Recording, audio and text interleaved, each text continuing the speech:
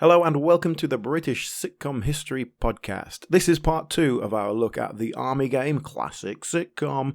So do go back and listen to part 1 if you have not already. We've already started looking through our episode, which is Series 1, Episode 15, Rex. And we've looked at most of the principal actors of the original cast, the cast that are involved in this episode. In this podcast, we're going to look at the later cast as well as continuing our look at that episode. So if you are caught up, then let's jump right in.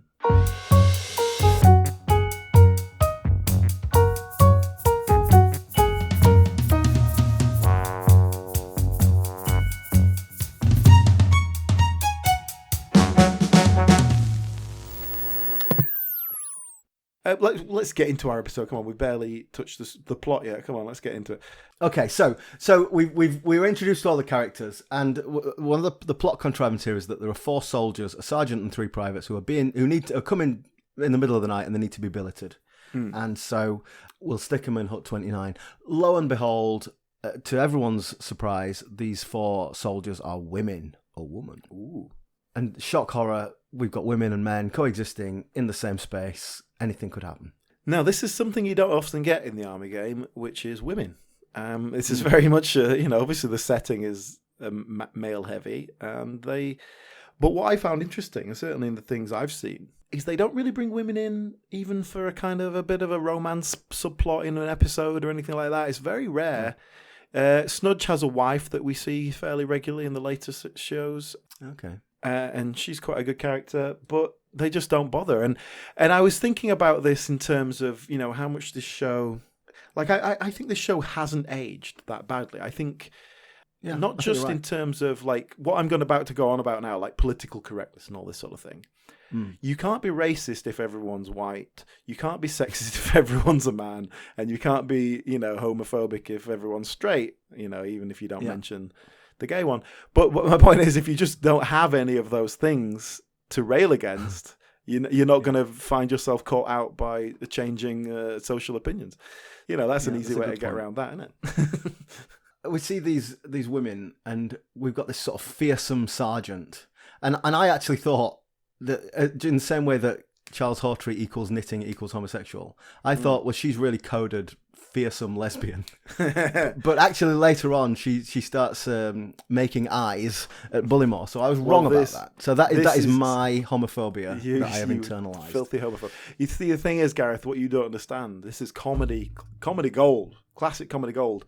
Big stocky woman who is sexually aggressive and scares men. That is terrified. The sergeant major, the fearsome sergeant major, is terrified by her advances. Yeah. And we've got, I mean, we can talk through every scene of this episode, but I don't propose we talk about the 3 versions of this scene, which is the lights are out, the women get into bed. Oh my God, there are men in these beds. Turn the lights on. And what are you men doing here? And that sort of happens 3 times in this episode. And very much a very easy, we didn't realize you were going to be women. Oh, sorry, we'll figure this out. Let's find you somewhere to stay. Please put the rifle down. Everyone held at gunpoint as we all panic and run around in our pants. But some nice stuff. Bernard Bresslaw trying to put his hands up but not show off his pants. Quite nice little bit of business there. Huge laughs for Bernard Bresslaw with no trousers on. That's hysterical. I actually noticed a really big laugh when the women walk in and it's revealed that, they're women. That's what this is going to be about. Big laugh for that. Yeah, because the fact that they're women. The laugh there is everyone in the audience getting exactly what's going to happen for the next 20 minutes. Like, the script is written in your head immediately. There's a little setup here as well that Popeye Popplewell, played by Bernard Bresslaw, has a mouse as a little pet called Alfred. There's a mouse running around throughout this episode, and obviously the women are terrified of the mouse. That's a well-known factual thing. Women and Charles Hawtrey are terrified of mice. You'll notice he's also jumping on a stool and screaming. He's also clutching his skirts. But let me say, that is a real mouse in a live transmission that Bernard Bresslaw is holding. Really? Yeah, I mean, you get a big close-up of it, and it's wiggling its little head. True. This is not a Faulty Towers rat. This is a Faulty mouse. Towers rat there, I just thought it was complete anarchy. Imagine having a real mouse and electric. One little slip, and it just jumps out of your hands. But yes, that is a real mouse. So Bootsy hatches a plan to get the girls out. And again, that's probably because Michael Medwin isn't there to hatch the plan. So Bootsy hatches this plan, get the girls out of their hut by putting the mouse in there and scaring them off. And, you know, I honestly, Alan, I don't think we need to go through this scene by scene. we can get to the sort of punchline of the show if you like. Is there anything else before we get there that you want to point out? I made a note here about the very first scene where we establish our privates and we see them. Now, generally speaking, the Army game, what I like about the Army game, and why I think, again, it doesn't feel too dated, is it doesn't really fall into physical comedy very often. There's a bit of physical business here and there, but it's not its raison d'etre. It's not its kind of vibe. And perhaps we see why in this episode, because there's an awful bit of physical comedy in which Charles Hawtrey gets sort of trapped behind a bed. And it's just a throwaway gag at the end of the scene where Bernard Bresslaw moves a bed in position, doesn't realise Charles Hawtrey's there and squashes him. But it's just... The whole thing is badly performed. Like, Charles Hawtrey's response is just pathetic. But it's badly timed. It doesn't really mean anything in the scene. It's just like they've thought, oh, let's throw a little bit of a gag at the end. It's not set up part of the story. It's not set up visually so we understand who's where and how it's working. It's really bad. It just doesn't work at all. Interesting. That stuck out to me because for the most part the stuff plays out quite well, I think, and especially for live transmission that's had a week rehearsal, you know, things hold together pretty well. But that was just an example of something that really didn't work for me. Well, one thing I'd like to highlight before we move to the last scene is there's quite a lot of fourth wall breaking. The fearsome female sergeant looks to camera a couple of times as if to say, gosh, these men, you know. And Bootsy looks at the camera quite a bit. We saw at the beginning William Hartnell's character comes out and sort of addresses the audience to the camera, you know. Yeah, do you know what I noticed, actually? We're talking about the cast changes, but so Bill Fraser came in as Snudge and was a very different type of Sergeant Major, much more comedic, sort of cartoonish Sergeant Major. Yeah. So when William Hartnell came back for the last series, Bill Fraser left, and so they brought William Hartnell back to try and reinvigorate the show. I think he's doing a lot more turning to the camera and gurning in a slightly more cartoonish way to try and pull a little bit of that in. Oh, well, that's interesting because I haven't seen that later Hartnell performance. My note here is that Hartnell is a way better Sergeant Major than Snudge in terms of his performance. You know, I like that. I like that character. He's more fearsome, whereas Snudge is just a sort of a kind of laughable. He's almost like the head teacher in the Bash Street Kids. You know, he's just a sort of comedy character. But I think that makes it a little bit easier for comedy. I think that's, you know, in a sitcom setting, perhaps that is more appropriate. It was certainly more popular, I think, with the general public. But let's talk about him in a bit later. Just a couple of other notes from this episode then. First of all, the ad transitions in and out of the ad break. Oh, yeah. Yeah, I made a note of that. They're quite nice things they do with this. I guess there was a bit more of an effort to try and make something of it. In this one, it's a sort of you see a soldier's boots sort of stand at ease or stand to attention or whatever it is, and as they do it, the ventilation brick in the wall suddenly swooshes away, and it says, you know, back in 5 minutes or whatever. Yeah. Quite a nice little bit of business. And again, it's all live. You've just got to cut to that. There's a bloke, you've got an extra stood there ready to do it. Props man with a little lever at the back. I liked all that. I look at business. And in the later series, it tends to be a naffy girl, you know, handing a cup of tea. And she pulls the shutter down and it says, you know, ad break coming up now. I liked it the first episode this one that we're talking about was the first one I watched. And then when I watched later episodes and realised not only were they doing something interesting with the ad break, but they were doing something different every week as well, which was great. Well, it has to be different, really. It's live, you know. It's going to be a bit of variety to it. I also really like the credits, you know, and literally the end credits, because again, it's all live and it's just, you know, a camera or like it's almost like a slideshow. Some of it, it's like they're panning across from one picture to another with someone's name on it and all that. I quite like all that. It's just sort of a very physical, mechanical process. Yeah, mechanical feel to it. Yeah, which is cool. One line that stuck out to me, I quite like this line. I was on sentry yesterday and one of them girls accused me of being a peeping Tom. Said I'd been spying on her. Flipping nerve. As if I'd do a thing like that. Which girl was it? The one with the mole on her hip. Oh, that one. Such a good line, yeah. No, it wasn't really good, funny and like line. I say, it it wasn't presented as a joke. It was just a throwaway line. I really like that. There's a scene later on where Charles Hawtrey, the professor, is keeping guard outside the hut to make sure the women are not molested by malfeasance, and he gets told to fix his bayonet. Yeah. And I wonder if you picked up on this, but he gets it out and he starts to put it on, and he just quietly, like not even in the character voice, kind of in his own voice, just says to it, "Now, this doesn't take very long, providing I can do it correctly." And I think it's just him as an actor fretting about I did hear him say that. Yeah, I did hear him say that. And I was like, what? Just put it on. Yeah, I did hear that. At least fix your bayonet. Yes, madam, where shall I... Thank you. Now, this doesn't take very long, providing I can do it correctly. So I think that was an actor moment rather than a character moment. And then he does seem to be messing about with it later on as well, and he seems to be struggling with it. Now, the very end of the episode, if we can just jump to the end of the episode, they try and put a button on it here that it's sort of like, oh, I've sent the men back to the hut because the mice have escaped. But the women's car broke down and I sent them to the hut. What? And they're kind of like, oh, and there it's going to happen again.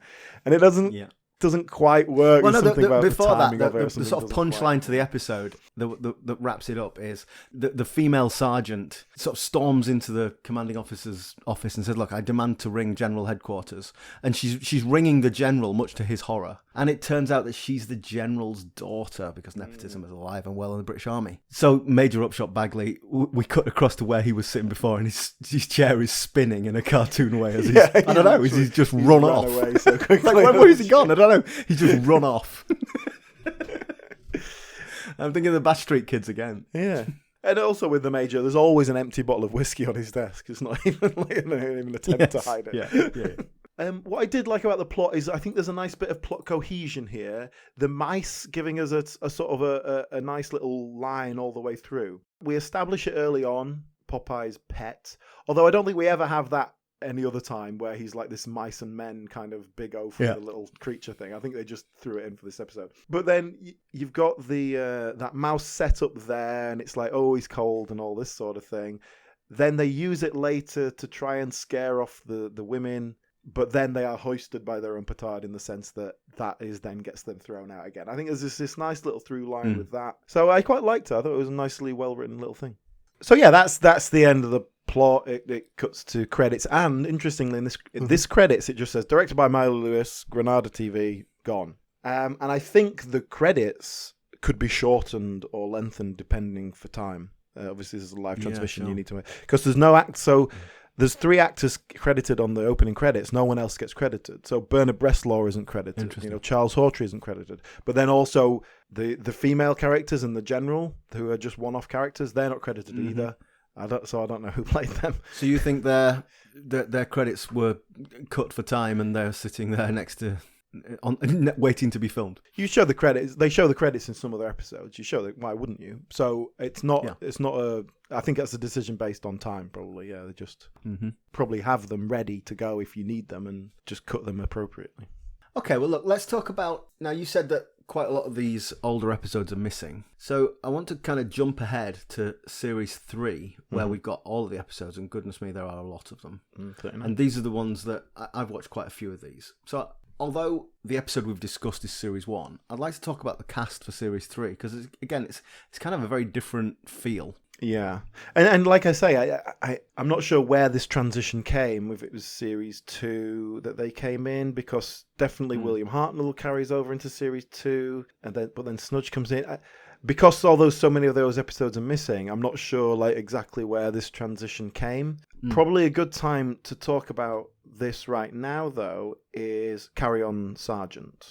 Okay. Which was made in 1958, which was basically this same setting. And the sergeant of Carry On Sergeant is William Hartnell. He's the hard-headed sergeant who takes on all these motley crew of new recruits, such as Charles Hawtrey, and has to try and train them up. And that was based on a play, not based on this, but obviously it owes a lot to it. They've brought in William Hartnell, they've brought in the likes of Charles Hawtrey.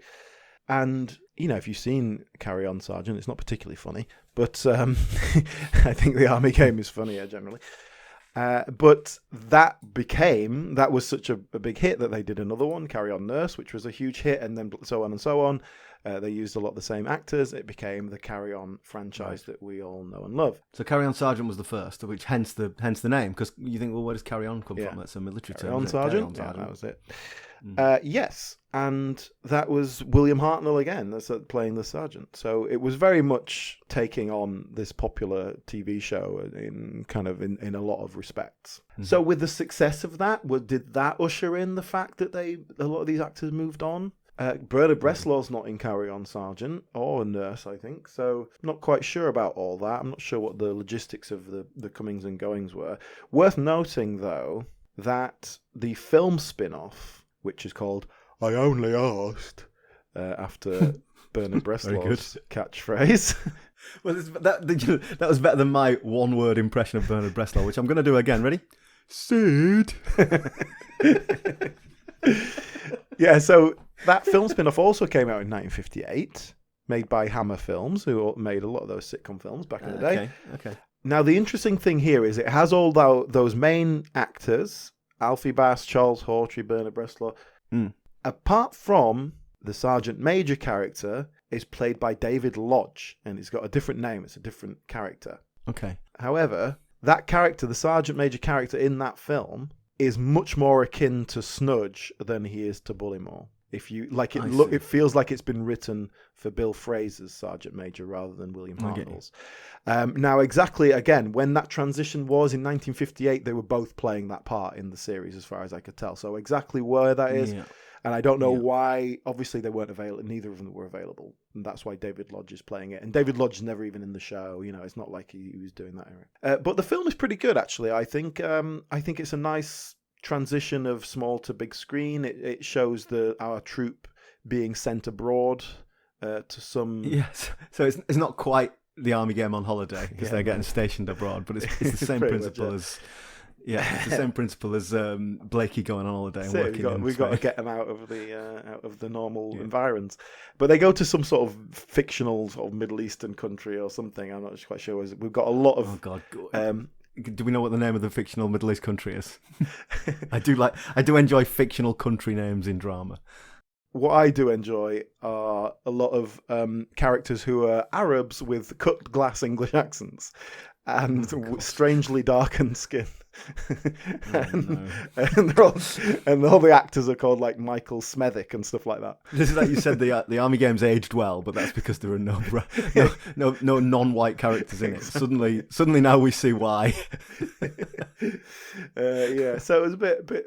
It's aged in that sense, but I didn't feel like they were mocking kind of a different culture or anything. It's not really what it's about. It's just a different setting for them to have a bit of shenanigans in, you know. And I get you. And I think it works pretty well. You know, there's no laugh track or anything, but it still feels like it works. It feels like it's on the same level. Sid Collin was one of the writers. The writers are Sid Collin, who created and wrote a lot of the Army game, and another writer who was a bit more of a film specialist. And, you know, this is a time in the British film industry where you were getting these small British films that were just churned out because it was a whole kind of quota filling thing and very low budget stuff. So having a recognizable name, the fact that it's not called the Army Game, I suspect is probably some sort of legal thing. But they go and name it the catchphrase that everyone's going to recognize, and we know what it is. And the characters they've all got that's the same characters. Oh yeah. It's all the same thing. Yeah. So I think it's very interesting. You know, that's how much of a success it was. That's the first example, I believe, of sitcom transitioning to film. I think that's the first one. The very first one. That's interesting. Obviously, we know Hammer as Hammer Horror. Did they make any of the other sitcom films we've talked about? Yeah, quite a few of them actually in that period. Yeah, that was what they did. They were churning out cheap British films, cheap films based on a pre-existing character or brand that people are going to recognize. Dracula, Frankenstein, sure, whatever it was. Yeah, okay, I can see the similarity between Bootsy and vampires. Yeah. Okay, let's jump back into series 3 then, and like the new cast. We still have that Spiv corporal. In this case, it is Harry Fowler. Harry Fowler as Flogger. Yes. Now, I'm gonna interrupt you here because this is by far my favourite character. Oh yeah. I really do. I think he's this sort of charming, spivvy character. You know, the sort of, again, I made this Dad's Army comparison. You think about James Beck, Private Walker in Dad's Army, who is not an attractive character. He's not, you know, he's seen as a bit of a bad guy, you know. Whereas I think Flogger is charming. I think he's good looking. You know, Harry Fowler's a good looking young lad in a sort of young Roy Castle kind of way. Yes, I thought Roy Castle. Yeah. I really like him. I think he's a great presence. Yeah, I agree. And I think that sort of character, you need to be charming because, you're essentially, you're kind of breaking the rules and kind of often doing some nefarious things.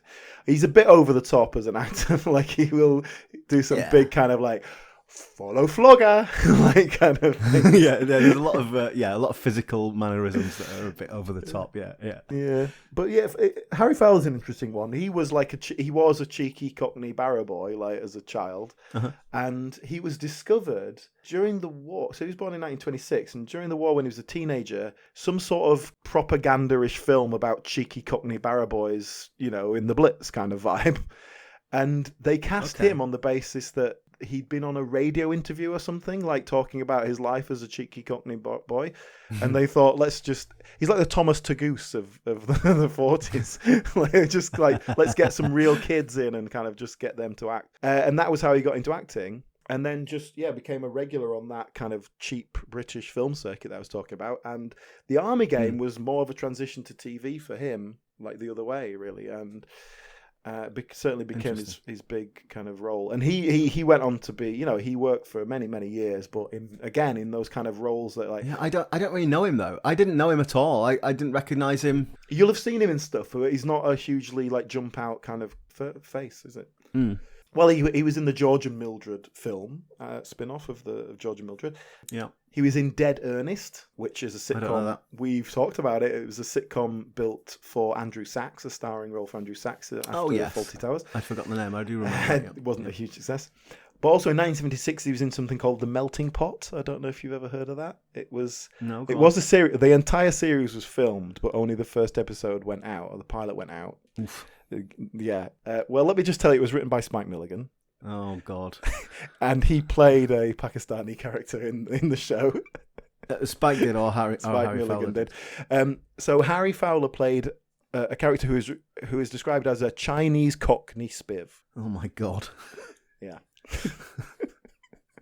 So it went out once. They filmed the series. Do you know what? Never went out. The interesting thing about this, I don't want to get too diverted by this, but people talk about this idea. It was a different time, and there was nothing wrong with it then. People were racist, and it was fine.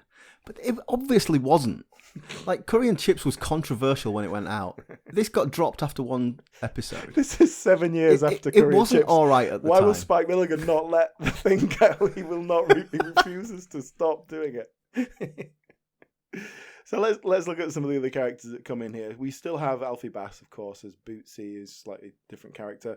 They're bringing Ted Loon as a character called Private Bone, as a sort of stupid northerner. It's very hard to distinguish between you two. You're like as two peas in a pod. Oh, yes, they all get us mixed up, sir. Leonard and Gerald, they all get us mixed up. Yeah, yes, but your name is Len, isn't it? It is. It's Len and not Gerald. It is. You're sure it's Len? It is. You didn't nod your head there, did you? I did not. Cut that Len is Gerald and Gerald's Len is Gerald. Which one are you? I'm Gerald. You just said you were Len. Yeah, but I didn't say yes or no. I'll have the key to box 13. I got a bit chippy about this. Okay, so he's from the north, therefore he's thick. That's how it's coded, and I will confess to being a bit annoyed about that. And I did find this character, and it's not different to Bernard Bresslaw in this sense. Exactly. I did find it just a bit much. He's too thick. Like, he's too stupid. Yeah. People aren't that stupid and operating in the world. He's got a good physicality, Ted Loon. He's as thin as a rake, and he's got no teeth in, so his face is all. He's got that gurning face, hasn't he? Ted Loon is pretty much only remembered for this. He actually died relatively young in 1968, and he was a sort of a northern comic kind of thing. He was in the Bolton world of comedians and like Variety or whatever, and this was his big break. This was what he's known for, really. Right. And then we do have a sort of bit of a rolling conveyor belt of other people. Like I say, they did bring people in and out. We had Dick Emery was in some of the earlier episodes, and then they bring him back later on when Alfie Bass leaves. He's kind of brought in as the replacement for Alfie Bass in the very last series. He's actually becomes a regular, but he's in some of the earlier ones as well. One of the other soldiers who was in one of the episodes I watched was Harry Taub, who plays an Irish character, Dooley. Yeah. A little bit of racism in that episode, anti-Irishism.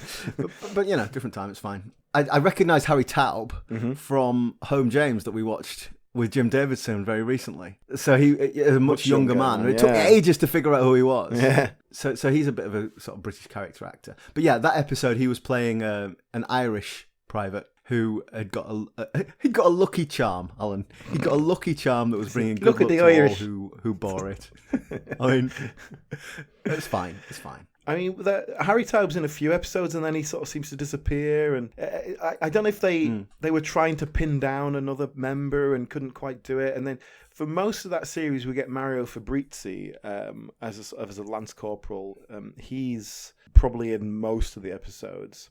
Mario Fabrizi, you know, as the name suggests, was of Italian parentage, but he was British born, as the accent suggests.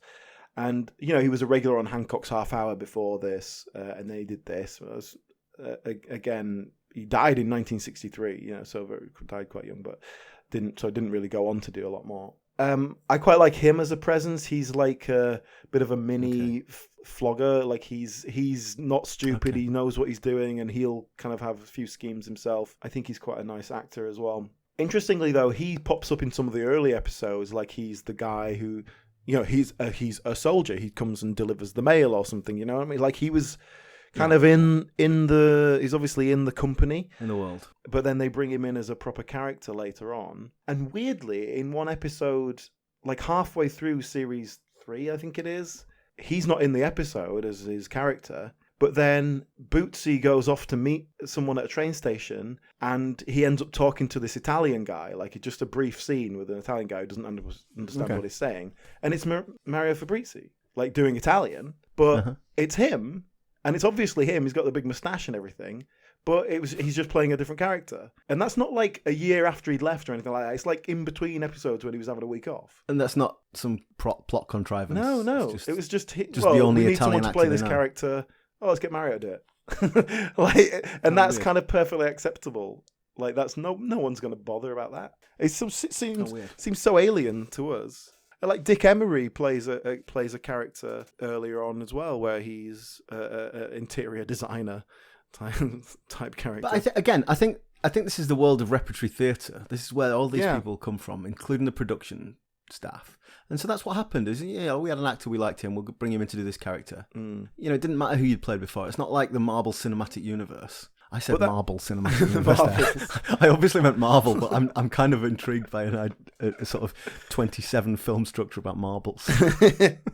Well, the Mario Fabrizi one just seemed particularly egregious because it's while he was a regular on the show. It wasn't like 2 years before or anything like that. It just seems weird.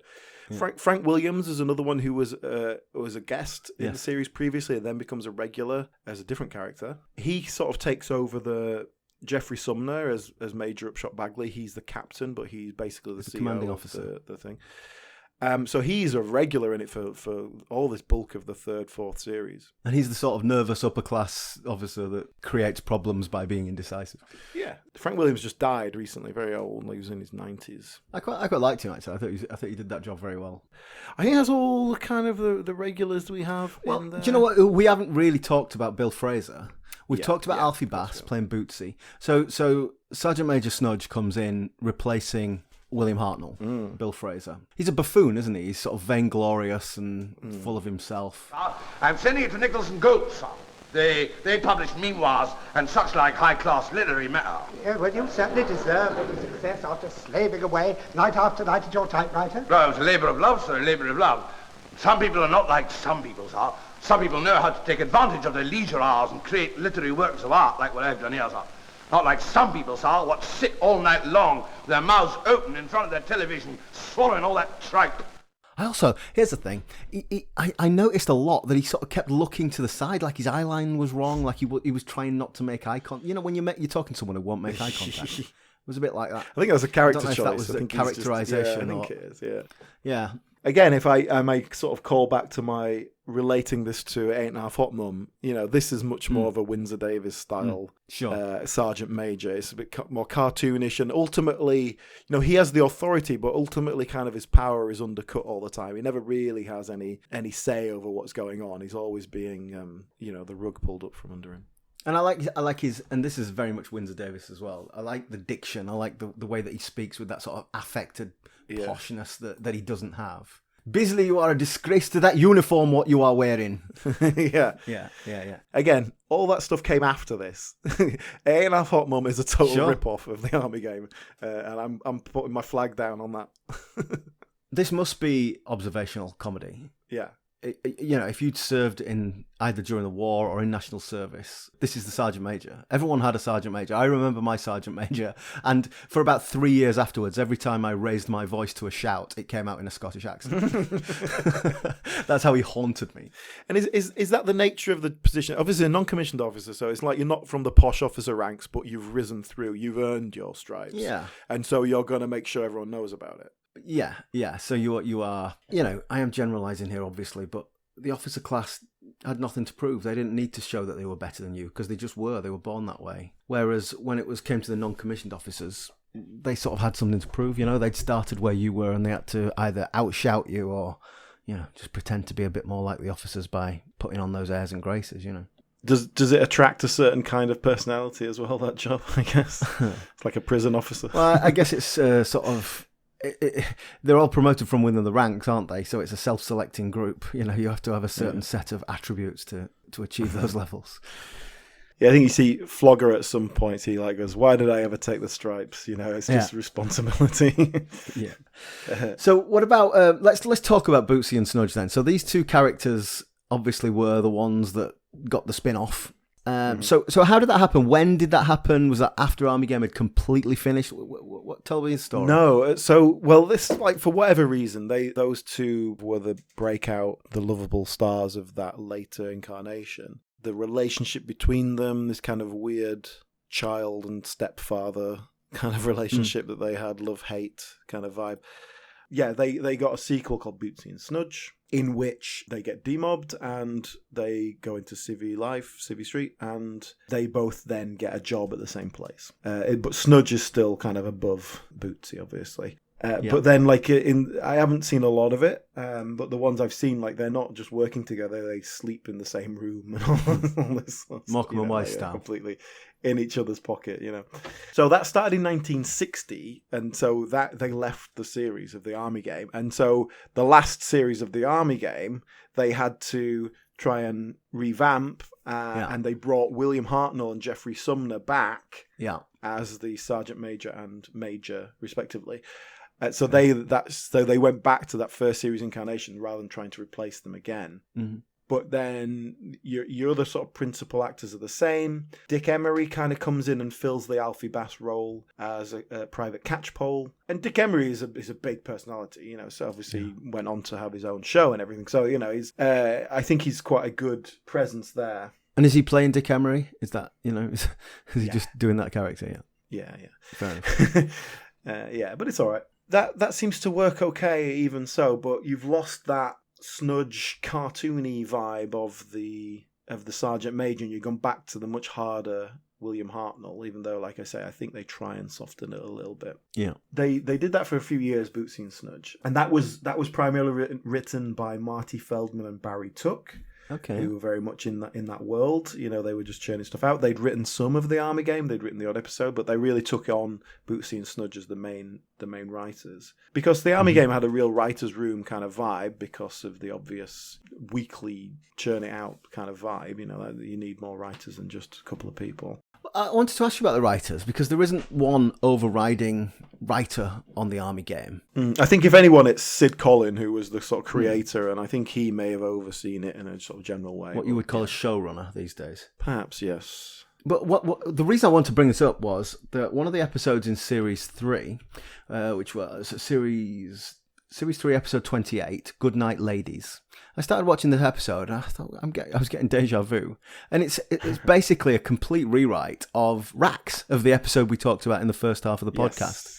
So it's you know, different. Our characters are different. So it's basically, instead of William Hartnell, we've now got Bill Fraser, and we've got the new cast of soldiers, and it's 4 different female soldiers, but it's exactly the same plot. It's exactly the same story, almost scene for scene. I found that very interesting. Yes, it was just a blatant rewrite. Now, obviously, we've lost a lot of the episodes from Series 1, and I wondered whether this was common. You know, a lot of those lost episodes, have we actually seen their rewritten format in Series 3 and 4? Yes, I'm not sure. I sent you that episode because it jumped out at me. I was like, oh, this is the same as this other one. So how common was that? What are the chances that one of the 5 that we exist have survived, is one of the one? What's the logic there? This is the days before repeats, obviously. But, yeah, like we've seen a lot of sitcoms that, they were made in the 60s and then they sort of had another run at them in the 70s. I'm thinking of the Rag Trade, where they created a new cast. It was colour. And so they were kind of remaking, retooling some of the old scripts. But this is 2 years later. There's been no break in production. This is just completely recycling a script. What? I don't understand. This is a repeat. Well, exactly. They didn't have repeats. So those shows went out live. They weren't recorded. No one ever saw them again. So 2 years later, let's do that script again with these new actors. Yeah. I think that's exactly what it was. And who's going to remember? Because even if you kind of vaguely remember, I saw an episode where they did some women turned up. Like, that's as much as you're going to remember because you've seen 40 other episodes since then. Yeah. I think you can get away with that. Why not? But the writers of the original one are not credited on the second one. Really? That's extraordinary. That is extraordinary. Different creative writers. So, certainly in terms of official credit, I don't know if they got any money for it, but it is well dodgy, isn't it? And there's a couple other little bits. So, there's a bit in the film where they get tricked into volunteering for something, and then that happens in the series as well. So, that one little chunk, the way that they are fooled, things like that I noticed cropping up.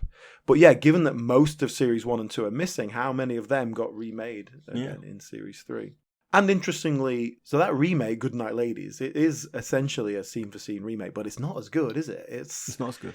You're right. There's a lot less subtlety. So I was complaining about the fact that you get a lot of, in the show in general, you get a lot of people talking and there's someone stood right next to them and they haven't seen them and then they're talking about them or whatever. There's a lot of that kind of theatrical nonsense. Yes. It's kind of like your theatrical suspension of disbelief, which I don't think ever really works quite as well on TV. In Goodnight Ladies, they walk into a room where some people are asleep, have perfectly out loud conversations, sit on the beds where people are sitting, kind of feel and go, oh, my bed's all lumpy because there's someone sat on it. And then someone wakes up. It's just so completely unrealistic and so beyond my suspension of disbelief. So I that sort of thing bothers me, and it's a real theatrical thing. But I don't think it works in theatre either. It annoys me in theatre. But to go back to Bootsy and Snudge, that ran for a few years. And the first series of that went out at the same time as the last series of the Army game. So like I said, they had to do some character twists there. Interestingly, immediately after that, they tried to do another show called Foreign Affairs. So that was like a sequel to the sequel, in which Bootsy and Snudge get sent off to some kind of vaguely fictional European country. They're working in the British Embassy there. Bootsy and Snudge go on holiday. Yeah, it's the same, but that lasted one series, didn't seem to catch. And then they did a show called Vacant Lot in 1967, which is not Bootsy and Snudge, but it is Alfie Bass and Bill Fraser in the same power dynamic, where it's like, Bill Fraser's the boss and Alfie Bass is the worker, trying to recapture the magic. And then, as you were mentioning about the Rag Trade, some colour remakes, they did in 1974, they did a brief series of Bootsy and Snudge in colour, only 6 episodes, 1974. I think that was part of that revival colour remaking. That vibe of kind of let's just try and bring some of those back. And it didn't catch, obviously. They only did a few episodes. That's your Bootsy and Snudge sidebar there. They had pretty much as long a life as the show itself. They were obviously popular characters. And, I've seen a little bit of Bootsy and Snudge. Can't say I was that impressed. But what about, have we got any other sort of legacies then of the Army game? How would you say it's influenced things since? I mean, it basically gave us the Carry On films. I mean, not sure. There's loads of connections there. Like Sid Collin and Talbot Rothwell wrote together a lot. Talbot Rothwell, not early Carry On, but the later Carry Ons, he wrote them all. Sid Collin did definitely write on one of the later ones. He's a credited writer on one of them, I'm pretty sure. But mostly the cast connections. Maybe it just brought together a lot of those casts and. How many of these guys worked on Hancock as well, but that's a slightly different vibe. You got Sid James, Kenneth Williams coming in from there. You've got Bernard Bresslaw, Charles Hawtrey coming from this, that sort of thing. And it took a while for that Carry On vibe to really gel. Carry On Sergeant does not feel like a Carry On film in that sense. Mm-hmm. But you watch the Army Game, and it does. If you have the Army Game and there's some women there, you would have the Carry On vibe. Yes. You would. That yes, comedy. you're right. It got a little bit bawdier in the late 60s, a little bit raunchier, but that was just with the changing of the times. Mm-hmm. This vibe of comedy is the same as that. And what this did, if anything, was demonstrated that was something that people wanted. It was marketable. And the film version was a success. Like I said, this was ITV's first sitcom. It was a big success. And it doesn't feel like it set the scene for how sitcoms carried on, because the BBC style of 6 episodes at a time became much more the norm. I very much liked your comparison to Porridge earlier. As I said, I was sort of desperately trying to draw links between this and Dad's Army for the obvious reason. But it's not. It's nothing like Dad's Army. But I think the Porridge comparison really holds up. Yeah. Blokes all trapped together in a situation. Authority figures to be poked fun at and to do faux battle with. No one ever comes to any real harm. Everyone's having a bit of fun at each other's expense. Yeah, I think it's a really good comparison. Yeah, and you're churning this out week after week after week. I think it's remarkably good. I think it's very solid. Well, you watched a lot more episodes than I did. Yeah. I would imagine it was a little bit samey. How does it hold up to watching one after the other? Yes. Samey isn't right. I think it's consistent. Uh-huh. Considering we've got different writers and all sorts of things, I think it's remarkably consistent. Okay. And it's fun, it's enjoyable. It's the sort of thing where you're like, I want to check in with these lads every week and see what shenanigans they're up to. I would agree with that. I watched 7 episodes and I enjoyed it. It was fun. There's no character development. There's no movement of the characters, and that's okay. No growth.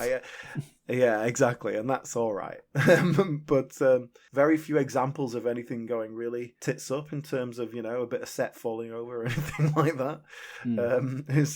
I think it's remarkably well done. Like I say, I think it's undated. I think you could repeat this and it would play well. I don't think they will, but yeah, you're right. You're also right that it never will be, because it's just too old, isn't it? It's black and white, the quality and so on.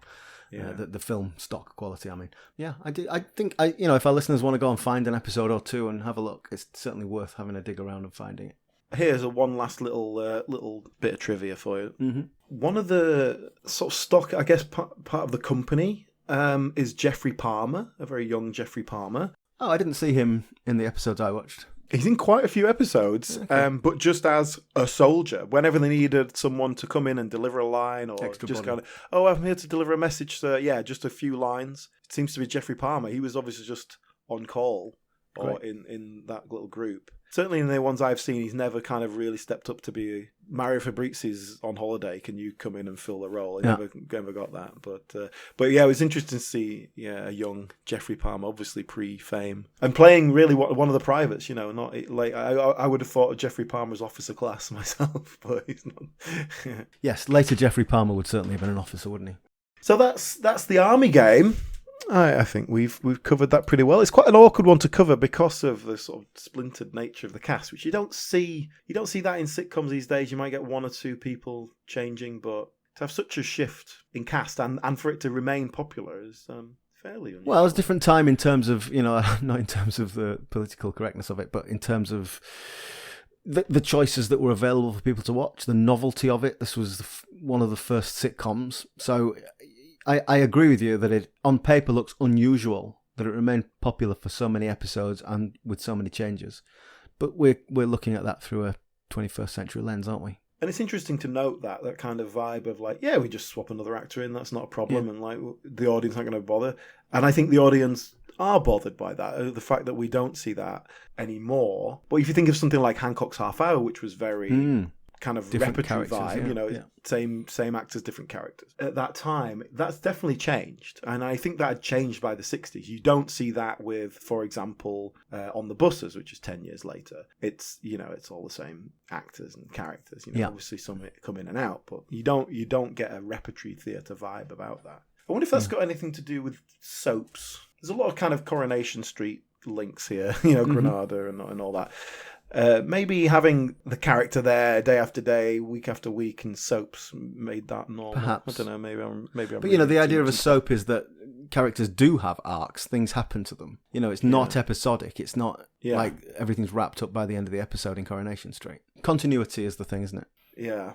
Coronation Street, which certainly in its early days was essentially a comedy. There's a lot of writers' connections between the Army game and Coronation Street. Obviously, they're all writing in Granada, working for Granada and all that sort of stuff. So if I could ever be bothered to watch Coronation Street, we could do some kind of spin-off, but I'm not going to. So that's really interesting stuff. I'm glad I finally kind of got to watch some of this really old stuff, because I'd only ever seen bits and pieces before. Yeah, I think it's really good. I think it really holds up.